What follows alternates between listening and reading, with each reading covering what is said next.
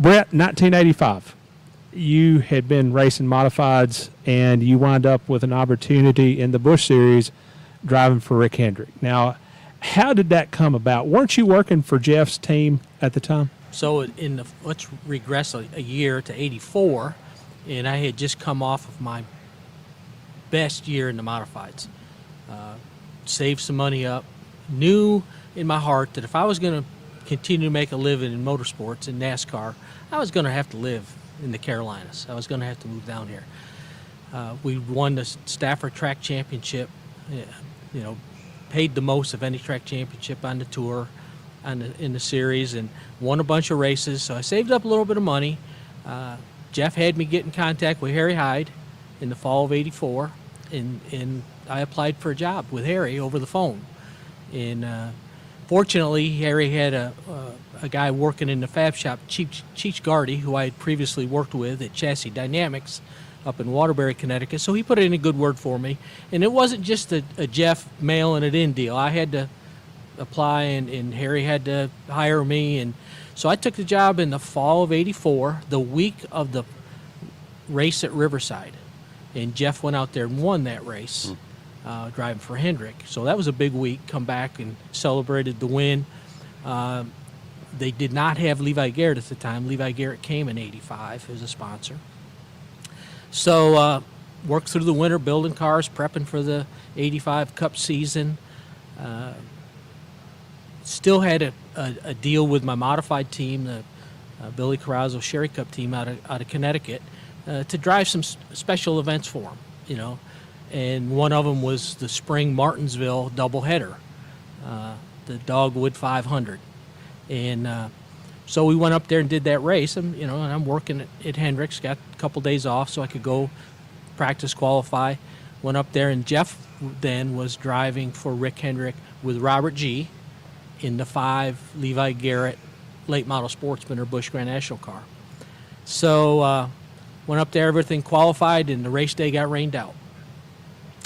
The reschedule for the Martinsville race fell on the same weekend as the Cup Busch, or the Busch weekend, the Cup weekend. So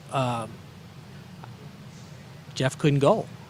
He had to run the Cup race. So he convinced Robert G. and Rick and let me drive the car. They had the tires, all ready to go. I did sneak out in a practice in that car the week before. The weekend Geoff was there. Geoff said, jump in this thing, go take a practice in it. So I got in it and ran really good, was real happy with the car. And son of a gun, went back up there and ran the modified race. And I think I finished 3rd or 4th in the modified. Got out of that, changed my driving uniform, put a Levi Garrett uniform on, jumped in the car and won the race. Won my first race with Rick Hendrick. And at the time, you got to remember, Rick wasn't near the size he is today as far as his company. Yeah. The company was nothing near it, And so, cute side story to this, Robert G., that was really his car, and Rick and him were partners. And I pull up to victory lane, and Robert didn't say, great race, fantastic job, unbelievable. He said, I get the effing clock. The grandfather clock. Yeah. And as you know, Steve, Robert was all about the hardware. That's right. I mean, his house was full of trophies. He has such great drivers drive for him. Sure. Local legend Hayward Plyer and Dale and Daryl and just Richmond, Tim and Dick Trickle. And now, he did not have a clock then? And that's after. So we're afterwards in tech, and he said, in Robert's southern drawl accent from South Hill, Virginia, I've been here with Darrell Walter, Dale Earnhardt, Geoff Bodine, Dick Trickle, and gosh darn if Brett Bodine doesn't win me a clock.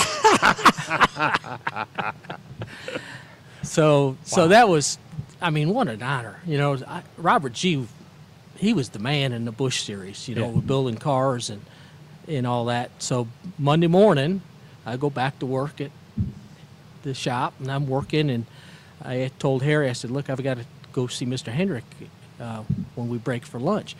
Back then you got paid at the track. You remember standing in the payoff line, and you got, so I got the check. It's in my name. I take it down to City Chevrolet where Rick's office was and walk in there, and man, he was ecstatic. You know, it's early in the tenure with Levi Garrett as a sponsor, and I believe that might have been their first race they won. I don't think Geoff won before that. Yeah, Geoff won in '84. Was it Levi Garrett then? No. Yeah, right, but not with Levi Garrett No, as a they Oh, won. sponsor. okay, I got you. Okay. Jeff's victory got them Northwestern, the bank, to Yes, come on board. that's right. That's right. So take the check in there, and he says, "Well, what are we going to do with this?" You know, we hadn't talked about money, it was just go ahead and go drive the car. You know, Brett hands it over. so I give it to Rick, and I said, "Well, you know, look, you don't owe me a dime. It was an honor to drive that car, and it was great chance for me, and I really appreciate the chance and thinking that much of me." He said, "No, we're going to treat you just like every other driver. 50% on a win, 40% everything else." I walked out of there, and I thought I was rich. Man, I made $4,000. I paid $8,000 to win. I made $4,000. Oh, my God. This is crazy. Went back to work. 5 o'clock comes, and Harry comes in back and says, "Bodine, come up front here. Mr. Hendrick wants to talk to you." So I went up front, and Rick said, "I talked to Levi Garrett today, and they agreed to run you in 12 more races this year in the Busch car. They'll sponsor it if you drive it. And so get all your stuff, pack up, and you're going to start working with Robert full-time on the Busch cars." Wow. I mean, what a chance. What an opportunity.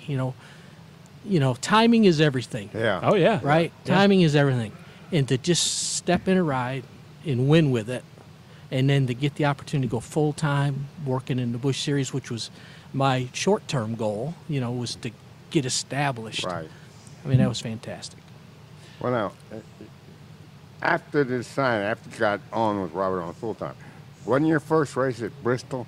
I think after that, where you finished 12, or not? No, my very first Busch race was Bristol in the fall of '84. Okay. There is Brett Bodine in car number 15, who is brother of Geoff Bodine, who's the leader of this race.